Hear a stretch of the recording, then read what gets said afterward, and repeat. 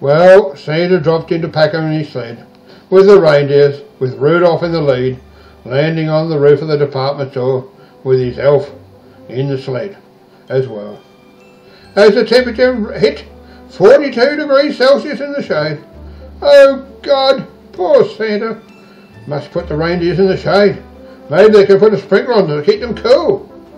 And he said to his elf, "Once more in the breach, dear friend. Once more in the breach we must go." It was quite an adventure. Very exciting, even for Santa himself. No longer did he got in the store, and there he was, standing at the crossroads of the aisles, like in the crosshairs, so to speak, when a shout and a yell went up. "Santa's here!"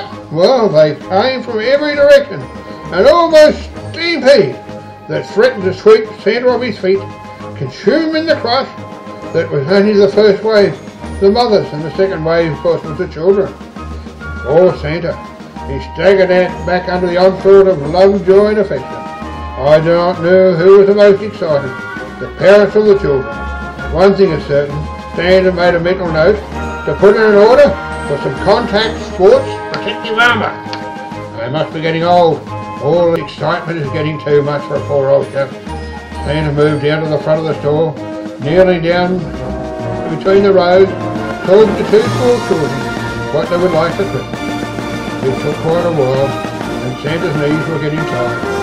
Finally we had a city when Santa's elf said, "Santa, there's a small field behind you." Santa turned around on his knees, and there he was. What did he see?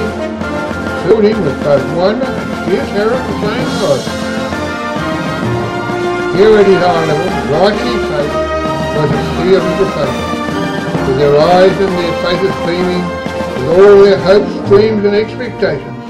Behind them their parents, mostly their mothers, with their dreams and expectations with their child too. Santa realised it was no longer a bit of fun. It was real. I had to get this performance right. The best performance of my life. Get it right. What if I miss one? Or not understand their expectations? Or the parents? Or not have the right answer? It took a long time as Santa and his elf, thank God for Santa's elf, as she was an absolute godsend and an angel. Please listen to every child's expectation and request, ran them past the parents. Then Santa asked the children to take care of their parents, especially their mother, as they only get one, and they're very precious. Santa also reminded the mothers not to work too hard in the festive season. It was not just about the children,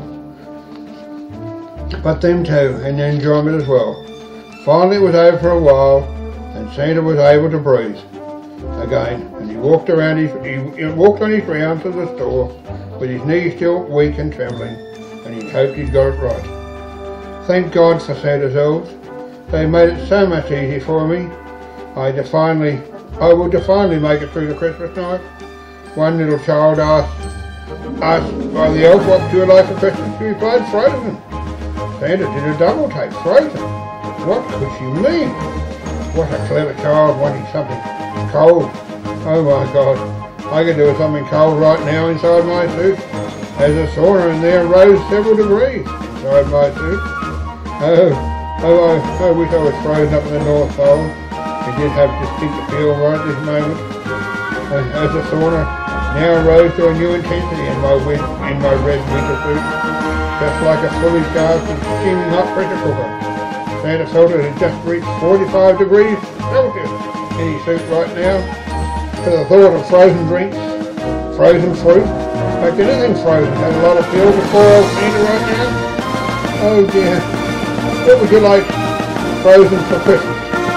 Drink and fruit? The poor child looked surprised and confused. Mother, remember the mother? Mother looked like she was having a stroke.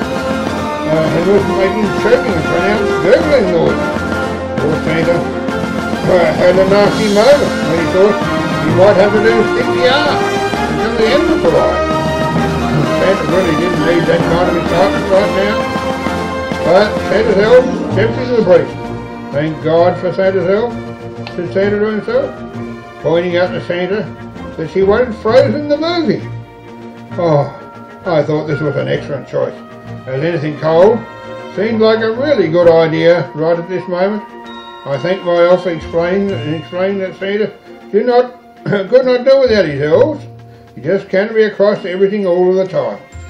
Santa walked around the department store, reaching the baby section. He was met by a mother with a bouncing baby boy strapped to the front of her in a harness. My elf said, "Would you like a photo with Santa?" "Oh yes, please," and proceeded to unstrap the harness. I took one look at this child close up and I knew I was in trouble.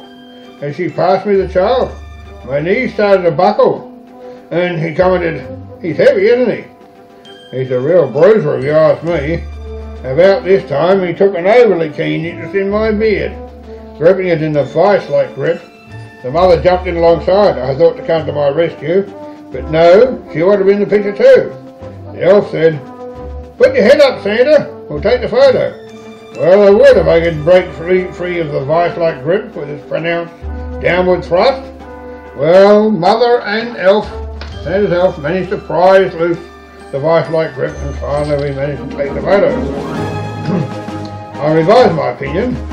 He was not a little bruiser, he was a little Sherman tank and weighed around the same, divinely fed by Mum. Santa made a mental note to watch out for breastfed babies, as they have the strength of one of Santa's polar bears and a vice-like grip. Now, one thing Santa was very glad of was that neither pistol nor boom, nor, and especially no pirates, had decided not to drop in. You know, pirates and the dogs that just drop in unannounced to make pirate moves. Yes, it was something Santa could do without a visit from them at this time, as it would not be good for Santa's peace of mind. I think they left and have gone somewhere else some time ago, by some claim this unknown, same manners which they came. I think they decided it was in the interest of their long-term health. Santa wishes them well wherever they are, as long as it's not near him. First, they might bring their little furry friends and other friends that they might get on Santa's reindeer. And Santa would never hear the end of the grooming and whining. That was a headache he did not need.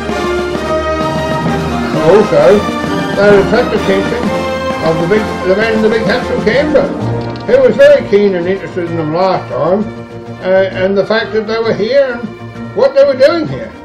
Now that was the sort of attention that Santa didn't need at this time, as he did not have a visa, and even more important, he did not have a bloody import permit for his reindeers. I think we'll leave the man in the big hat to play with his friends up there in the capital Canberra. Besides, he has more important things on his mind right now than Santa's reindeer. A final thought, life is exciting enough for Santa right now, without pirates or their dogs, and no matter how exciting and popular they may be, they're finally off the menu at the moment. Maybe in the off-season, Santa would consider a visit. Santa was very glad of the chair they provided for him, where he could rest and recuperate from those bruising encounters with the over-enthusiastic mothers and occasional children. Also, he needed to let some of the steam out of his suit. No one wanted to see Santa with steam coming out around his collar or out his ears. Nor did he. Those damned Australian summers? Why could these damned Australians not be like normal, sane, civilised people and have their Christmas in winter? God, it's so very, very hot. Oh, poor Santa. Then finally, the children were satisfied, and it was time for Santa and his elf to go home. So Santa and his elf decided to beat a dignified retreat to the North Pole. They climbed onto the sled on the roof of the store, sprinkled magic dust on the reindeers, and off they flew to the North Pole. As they flew, he thought to himself, perhaps he would pass up sitting round the raging fire with Mr. Claus tonight. No, he thought he would go for a nice stroll in the Arctic breeze, and maybe let some of the steam out of his suit. So when he called off, he went and spoke to Mrs. Claus, telling her his experience.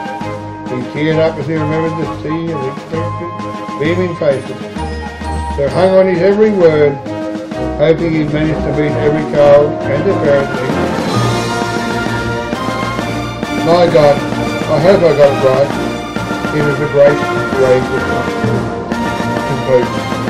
Well, when we become somebody, a person or a character, something that everyone knows and loves, then they'll look at you to fulfill their hopes and dreams and joys.